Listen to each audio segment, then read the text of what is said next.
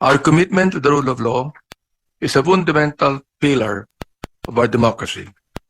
By cooperating with the International Criminal Court, even after our withdrawal from the Rome Statute, we demonstrate that no one is above the law, and we are accountable for our actions.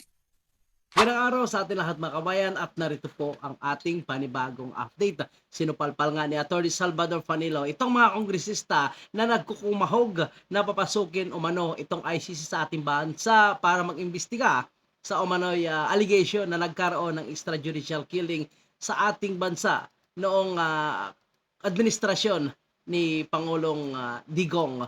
At ito nga si Abante ay mukhang atras abante umano ayon kay Atty. Salvador Fanilo. Ngunit nanindigan itong si Solicitor General na pwede silang mag-imbestiga pero never na magko-cooperate ang Pilipinas dahil ayon kay Pangulong Marcos, hindi ito papayag na yung ating otoridad ay mamanduan ng mga dayuhan. Kaya nga naman hinangaan ni Atty. Salvador Fanilo itong paninindigan ni Pangulong Marcos na sana ito ay papanindigan niya hanggang sa huling pagkakataon.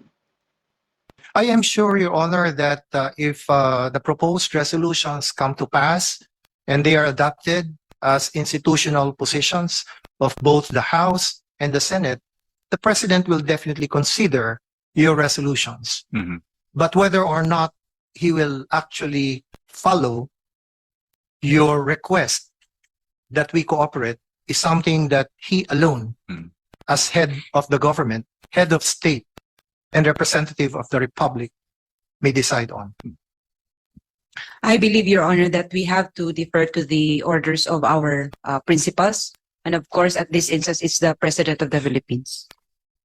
We are of the humble view that it would be more prudent if the PNP will just submit to the position of the President as head of the Executive Department, which the PNP is under, and also with the SILG.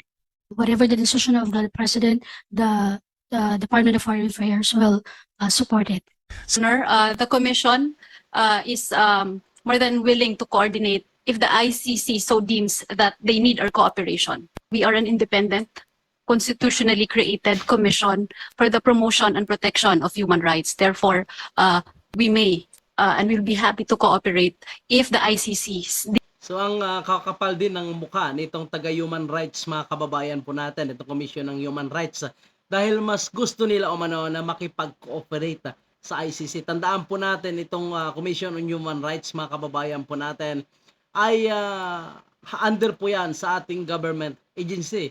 Pero tila ba nilalaglag pa yung ating gobyerno para sa mga dayuhan na kung tutuusin, pwede naman sila mag-file ng kaso dito sa ating bansa, itong human rights umano mga kababayan po natin dahil nangyari nga ang krimen sa ating bansa. Ngunit tila ba sila ay hindi hawak ng ating gobyerno itong dati na sinasabi ni Pangulong Digong na gusto na itong i-abolish dahil mas pinoproteksyonan ng ICC itong mga kriminal, hindi yung mga nagpuprotektang otoridad sa ating mga ordinaryong Pilipino. So tandaan po natin yung mga kaso na nagkaroon umano ng human rights violation sa kampanya laban sa illegal na droga ay na-file na ng kaso ng PNP. So ang PNP mismo ay nagkakaroon ng kanilang investigasyon para malaman kung mayroong paglalabag. So ano pa ang kanilang ipinaglalaban? Bakit itong Commission on Human Rights ay gusto pang dalhin o gusto pang makipag-cooperate sa ICC. So hindi natin maintindihan kung ano talaga ang mandato nitong Commission on Human Rights mga kababayan po natin. Na protektor ba ng kriminal o protektor ng mga taong inaapi? Be happy to cooperate if the ICC deems fit that they need their assistance from the Commission on Human Rights. Our commitment to the rule of law is a fundamental pillar of our democracy. By cooperating with the International Criminal Court, even after our withdrawal from the Rome Statute, we demonstrate that no one is above the law, and we are accountable for our actions. This resolution is about principles, not personalities. And the rule of law is a sacrosanct. So it's about principle umano mga kababayan po natin. Nasaan ang prinsipyo ng congressman na ito pagkatapos niyang sabihin na may sarili tayong justice system, na hindi papayag na manghihimasok ang mga dayuhan sa ating bansa. Ngayon sinasabi niya na ang Pilipinas ay kailangan mag-cooperate sa ICC. So nasaan ang kanyang prinsipyo na ang sinasabi niya itong kanyang final na resolusyon ay para sa prinsipyo o mano mga kababayan. ng Solicitor General. Finally, nagising din sa kanyang bangungot. Dahil ito di ba, matatandaan natin, pakending-kending ito Hindi mo malaman to kung pabor o hindi. Sasabihin ng principal ng presidente, walang jurisdiction. Pero lahat ng mga galaw niya, pinapakita niya na may jurisdiction. Finally, at sumama rin siya sa posisyon ng presidente dahil palaging pamali-mali ang kanyang mga posisyon. So tama siya ngayon. Nagising din siya sa katotohanan na talagang walang jurisdiction ang ICC sa atin. Whether or not tayo'y naging miyembro o hindi miyembro, wala silang jurisdiction. In all force, it has no jurisdiction over us. As already elaborately, articulately, thoroughly explained by former President Duterte and yours truly. Now, punta naman natin yung sa ating kaibigan na it's a matter of principle. Kung it's a matter of principle, dapat ang prinsipyo po natin, we cannot surrender our sovereignty. Hindi po pwede tayong sumuko sa jurisdiction ng dayuhan sapagkat ang ibig sabihin ng sovereignty, tayo'y malaya, may sarili tayong sistema legal, may sarili tayong prosecutorial manner by which we can go against criminals. Meron tayong juridikatura. At ito'y malusog. Sabi nga nila, malusog. Bakit natin gustong papasukin? Pakinggan niyo ang sinasabi ng Presidente Marcos Jr. Hindi tama na didiktahan tayo kung sino ang ating uusigin, kung sino ang ating aarestuin, kung sino ang ating ipakukulong, at kung sino ang didinig sa kaso laban sa Pilipino, maliban sa Pilipino. Yan ang rule of law. Ito nga ang rule of law. Yan hindi nga rule of law yung papabayaan mo ang ibang dayuhan ang makialam sa internal affairs of this country. Isa pa ho, habang wala ito sa topic, but ito yung related. Napakinggan ko yung isang interview at isang pahayag ng dating presidente ng Senado. Nakabats ko sa Sigmaro. Although malayong matanda siya sa akin. Dahil siya class 69 yata siya. Tayo, 3 years after him. Ang sabi niya, pagdating daw sa desisyon, whether or not, babalik tayo o hindi, naki Presidente Marcos Jr. Hindi raw kailangan ng Senate concurrence sa pagbabalik. Mukhang maling-mali na naman yung ating kaibigan at Brad sa Sigbaro na si Frank Drilon. Sapagkat, very clear ang constitutional provision, specifically Section 21, Article 7, that no treaty or international agreement can be passed without the concurrence of the Senate. Kailangan may concurrence sila. Yung pagpasok ng international agreement. Kaya nga nang pumasok tayo dyan sa ICC, nagkaroon ng concurrence. Pero yung pag-alis, wala pong nakalagay sa provision ng saligang batas na kailangan ng concurrence ang pagkalas. Now, ano sabi ng Korte? So, tingnan nyo po mga kababayan po natin isang senador, itong si Franklin Drilon pero pinangaralan pa, tinuruan pa ni Attorney Salvador Panelo kung ano ang tama kaugnay sa batas po natin kung babalik po tayo sa ICC. So mali-mali na naman umano itong si Franklin Drilon sa mga kanyang paliwanag sa kanyang interview na kung babalik umano ang magdidesisyon ay si Pangulong Marcos lang at hindi na kailangan ang Senado. So nagkamali na naman umano itong si Franklin Drilon. Tingnan nyo po, patulog-tulog kasi ito sa Senado. Kaya talagang pag magsalita ay hindi mapagkatiwalaan. Iwan ko nga ba mga kabayan po natin, itong si Franklin Drilon ay mukhang wala namang nagawa na maayos sa ating bansa.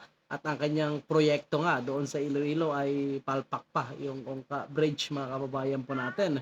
at sangkot din sa napakalaking iskandalo ng corruption. So kita natin mga kababayan po natin. Pero ngayon nagsasalita ito na para bang ang galing-galing nung siya ay maging senador. Ikita naman po natin na patulog-tulog lang ito pag nagkaroon ng plenary session ang Senado. Kaya ayan, tuloy, nasupalpal ka ni Atty. Salvador Panelo.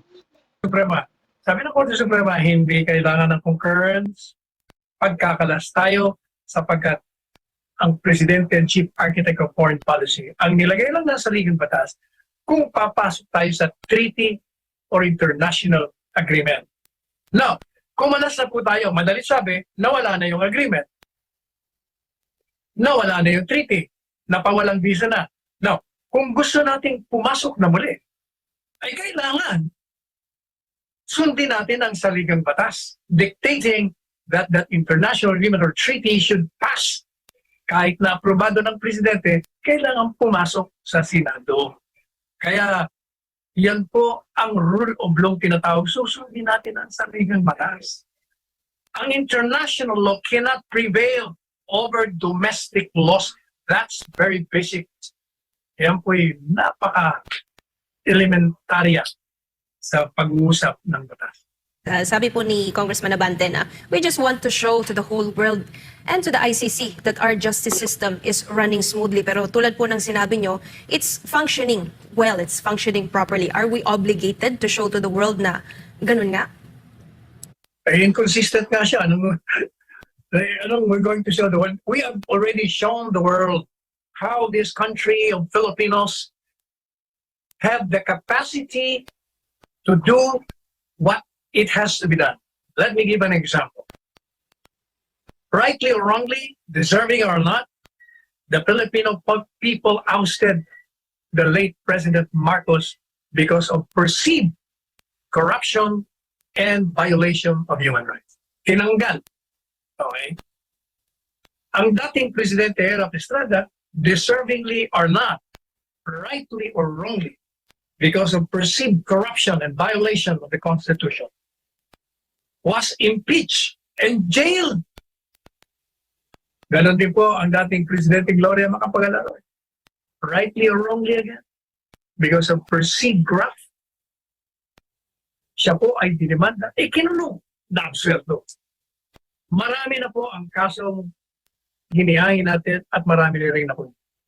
Pinapakita na nga natin sa buong mundo na talagang malusog ang ating sistema. Wala ngang sinasabing sacrosanct o banal dito sa ating bansa. Kahit presidente pinakukulong sinisipa natin. Ano pa bang pruweba ang gusto natin ipakita sa buong mundo?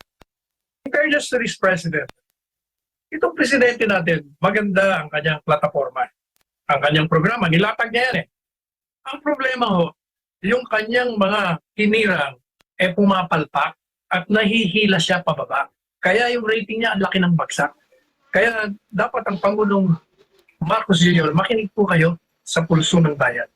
Sapagat ito ang umihila sa inyo, pabagsak. Alam po ninyo, yung sinasabi nila na tayo ay dapat sumunod sa international law. Sus Maria Joseph naman, ano pa bang gusto ninyo? Buti may naalala po ko. Yun ang sinasabi ng Commission on Human Rights. Hindi ako makapaniwala, narinig ko siya. Nilabas diyan kanina, di ba? Ano sabi niya? Sila raw ay independent constitutional body, kaya pwede sila mag-cooperate. Jesus Maria Joseph, ano ka ba? You may be an independent constitutional body, but you belong to the government of the Philippines. Hindi ka pa pwedeng kumontra sa patakaran ng presidente ng bansa because he is the chief architect of foreign policy. So, yun na nga po, pati itong Commission on Human Rights ay hindi nakaligtas kay Atty. Salvador Panelo at napangaralan ito, mga kababayan po natin. Dahil taliwas nga ang kanyang sinasabi sa pulisiya ng ating gobyerno. So, parang nasasabi tuloy natin na itong talagang Commission on Human Rights ay pinoproteksyonan ang mga kriminal, hindi ang karapatan ng mga ordinaryong Pilipino, mga kababayan po natin. Kayo po, ano po ang inyong opinion at saloobin patungkol sa issue ito?